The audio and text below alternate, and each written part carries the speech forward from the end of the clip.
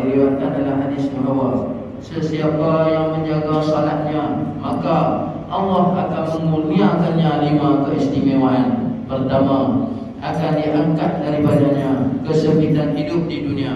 Kedua, dia akan dihindarkan daripada azab kubur. Ketiga, dia akan menerima buku catatan amalnya melalui tangan kanan.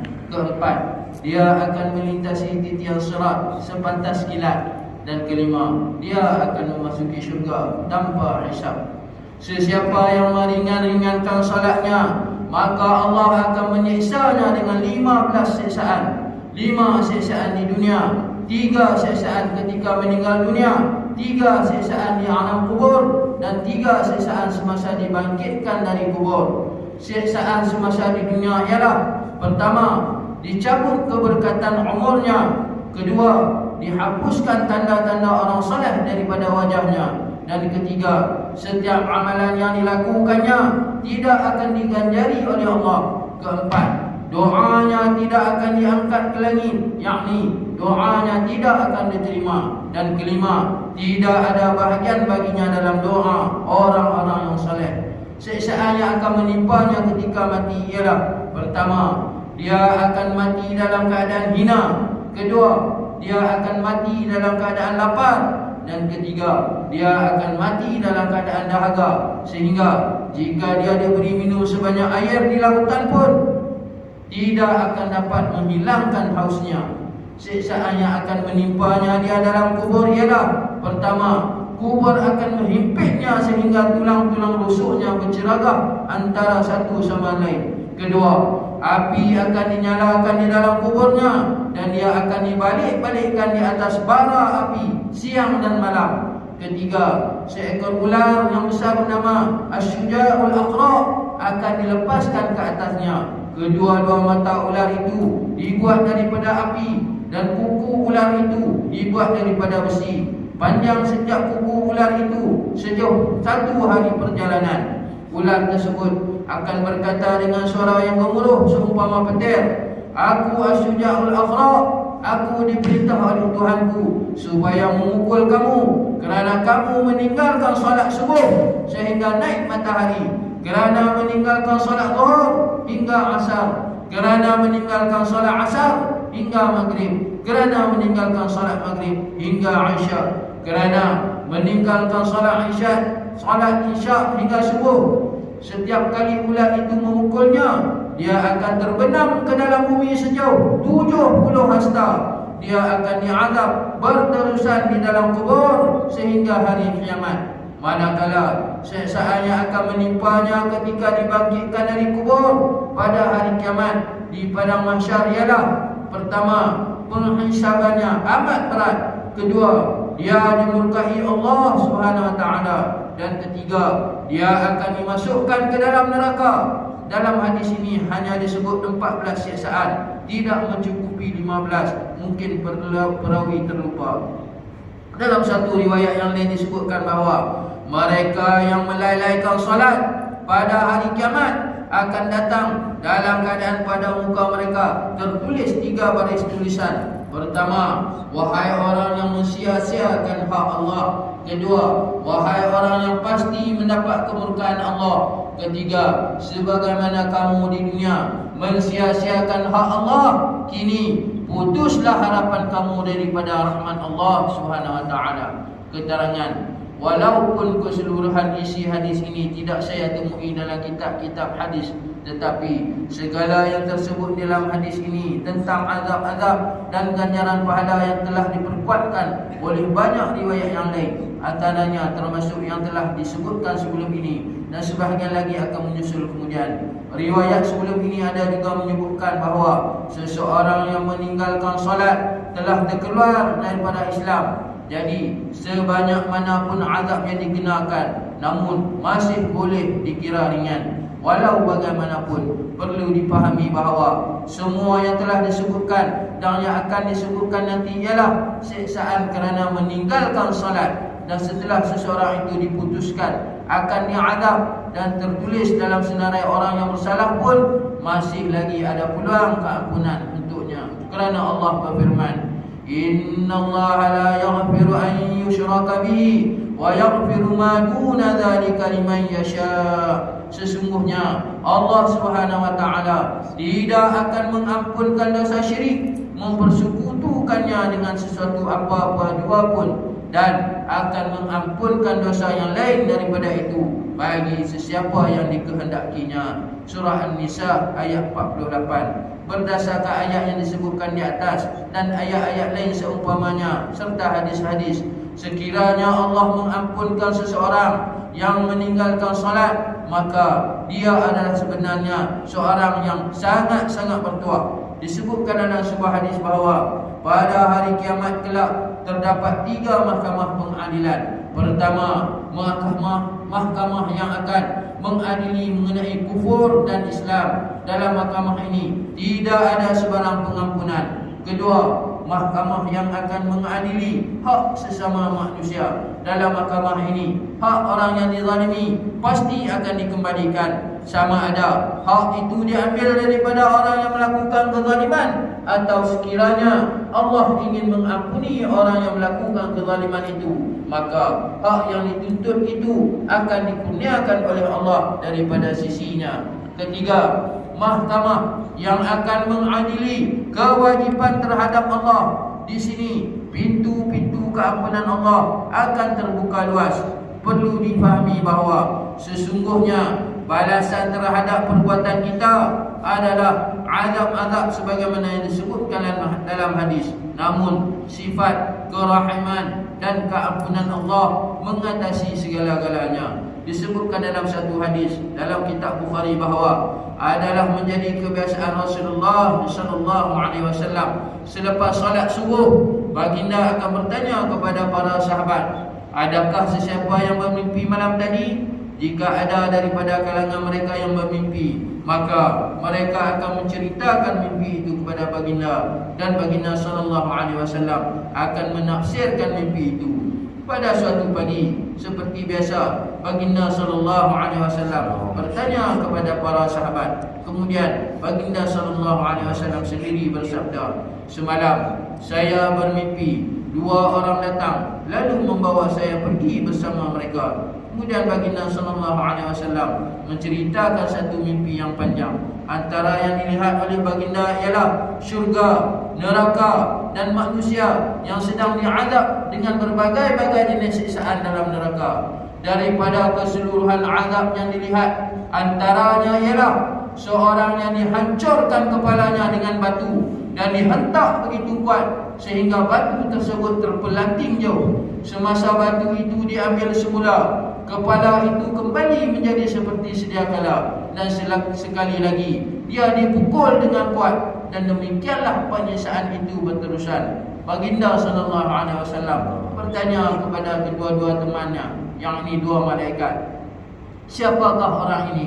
Mereka menjawab, orang ini pernah belajar Al-Quran, sedangkan dia tidak mengamalkannya, dan dia tidur tanpa mengerjakan salat fardu.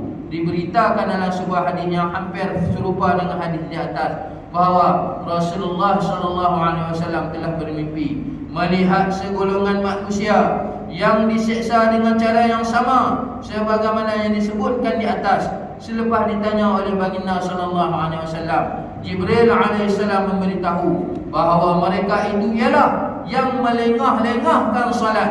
Hadrat Mujahid berkata, mereka sesiapa mengambil berat untuk mengetahui waktu salat, maka mereka akan mendapat keberkatan seperti mana keberkatan yang dilimpahkan ke atas Nabi Ibrahim alaihissalam dan keluarganya. Diriwayatkan daripada Sayyidina Anas radhiyallahu anhu bahawa Rasulullah sallallahu alaihi wasallam telah bersabda, sesiapa meninggal dunia dalam keadaan beriman dengan ikhlas, melakukan amal ibadat, menunaikan salat, membayar zakat, maka dia akan meninggal dunia dalam keadaan dia diridai oleh Allah Subhanahu wa taala. Diriwayatkan daripada Sayyidina Anas radhiyallahu anhu bahawa Rasulullah sallallahu alaihi wasallam bersabda, Allah Subhanahu wa taala berfirman, aku akan menangguhkan azab yang aku ingin turunkan ke atas semua tempat apabila aku mendapati di tempat itu ada lagi orang yang memakmurkan masjid-masjid, berkasih sayang antara satu sama lain semata-mata kerana aku, dan memohon keampunan pada bahagian akhir malam. Sayyidina Abu Darda radhiyallahu anhu mengutus ujuk surat kepada Sayyidina Salman Al-Farisi alaihissalam yang berbunyi, masjid adalah rumah mereka yang bertakwa. Allah Subhanahu wa taala berjanji, aku akan menurunkan rahmat ke atas orang yang menghabiskan kebanyakan masa mereka di dalam masjid. Aku akan mengurniakan rahmat kepada mereka, dan aku akan memudahkan kehidupan mereka. Aku akan memudahkan mereka melintasi tiang sirat pada hari kiamat, dan mereka akan memperoleh keredaanku. Sayyidina Abdullah bin Mas'ud radhiyallahu anhu menceritakan bahawa Rasulullah sallallahu alaihi wasallam bersabda, masjid-masjid adalah rumah Allah, dan sememangnya orang yang berkunjung ke sesebuah rumah akan dimuliakan oleh tuan rumah. Demikianlah Allah pasti memuliakan mereka yang berkunjung ke masjid-masjid. Sayyidina Abu Sa'id Al-Khudri radhiyallahu anhu beriakan bahawa Rasulullah sallallahu alaihi wasallam bersabda, Allah Subhanahu wa taala mengasihi mereka yang mengasihi masjid. Sayyidina Abu Hurairah radhiyallahu anhu beriakan bahawa Rasulullah sallallahu alaihi wasallam bersabda, apabila mayat diletakkan di dalam kubur, sebelum sempat mereka mengiringi jenazah itu pulang, malaikat akan datang untuk menyoalnya. Jika dia seorang yang beriman, maka salat akan berada hampir di kepalanya, zakat di kanannya, puasa di kirinya, dan amalan-amalan kebaikan yang lain telah dilakukannya berada di bahagian kakinya. Dia dikelilingi dengan amalan-amalan baiknya dari semua arah, sehingga tiada sesuatu pun yang boleh menghampirinya. Malaikat hanya akan menyoalnya dari jarak yang jauh. Salah seorang sahabat Rasulullah sallallahu alaihi wasallam menceritakan bahawa apabila keluarga baginda sallallahu alaihi wasallam mengalami kesempitan dalam perbelanjaan, baginda akan menyuruh mereka mendirikan salat, dan baginda akan membaca ayat yang berikut, wa'mur ahlaka bis-salah wastabir 'alaiha la tas'aluka rizqa nahnu narzuquka wal 'aqibatu lit taqwa. Perintahkanlah keluargamu bersolat dan bersabarlah dalam mengerjakan solat. Kami tidak meminta rezeki daripada kamu. Sesungguhnya kami yang memberi rezeki kepada kamu, dan balasan baik adalah bagi orang yang bertakwa. Surah Taha ayat 132. Sayyidatina Asma radhiyallahu anha berkata bahawa Rasulullah sallallahu alaihi wasallam bersabda, pada hari kiamat seluruh manusia akan berhimpun di suatu tempat. Apa-apa jua yang diseru oleh malaikat akan dapat didengari oleh semua orang.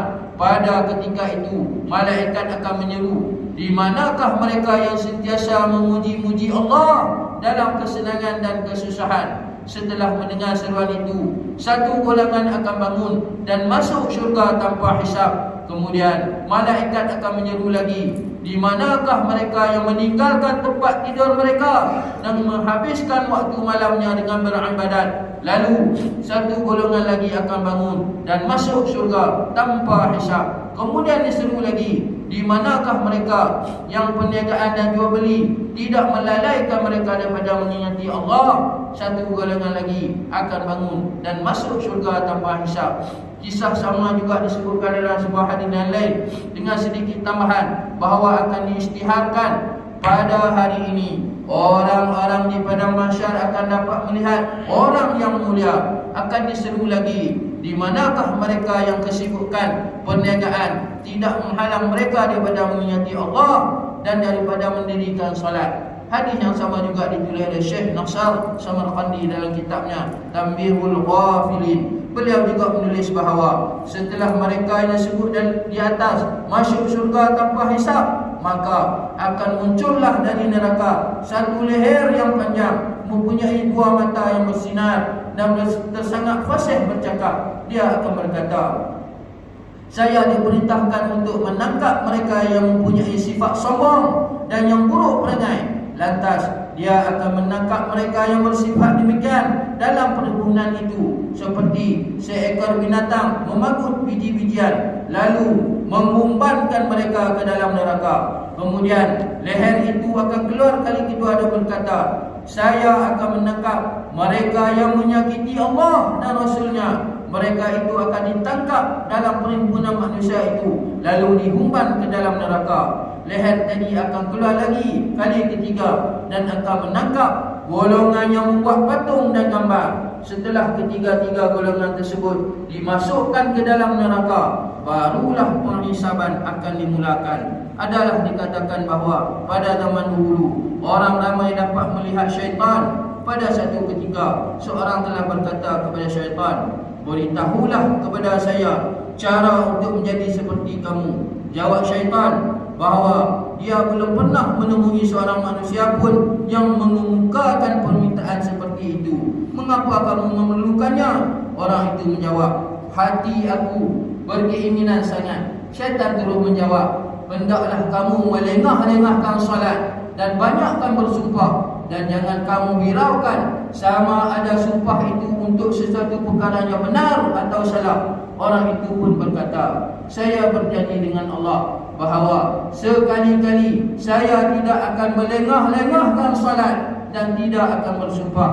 Kemudian syaitan pun berkata, sesungguhnya aku tidak pernah ditipu oleh sesiapa pun selain daripada kamu. Kini aku berjanji tidak akan lagi memberi nasihat pada manusia. Sayyidina Ubaid radhiyallahu anhu kata, Rasulullah sallallahu alaihi wasallam telah bersabda, berilah berita gembira kepada umatku bahawa mereka akan memperoleh ketinggian dan kemuliaan serta agama. Mereka akan maju dan berkembang.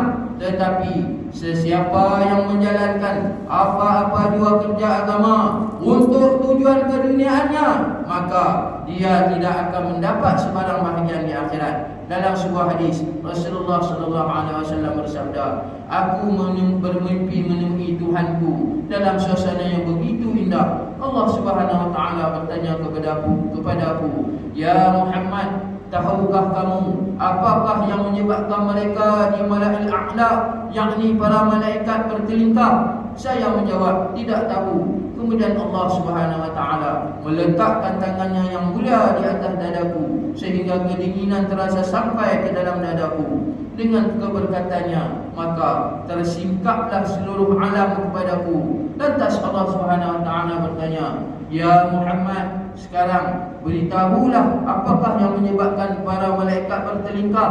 Saya menjawab, para malaikat bertelingkap tentang amalan yang meninggikan darjat, amalan yang menghapuskan dosa, ganjaran yang diperoleh bagi langkah seseorang yang pergi untuk menunaikan salat berjemaah, kelebihan mengambil wuduk dengan sempurna ketika cuaca sejuk, dan kelebihan duduk menunggu salat selepas menunaikan satu salat. Sesiapa yang dapat memelihara semua amalan ini akan hidup dan meninggal dunia dalam keadaan yang baik. Wallahu a'lam. Wabillahi taufiq wal hidayah.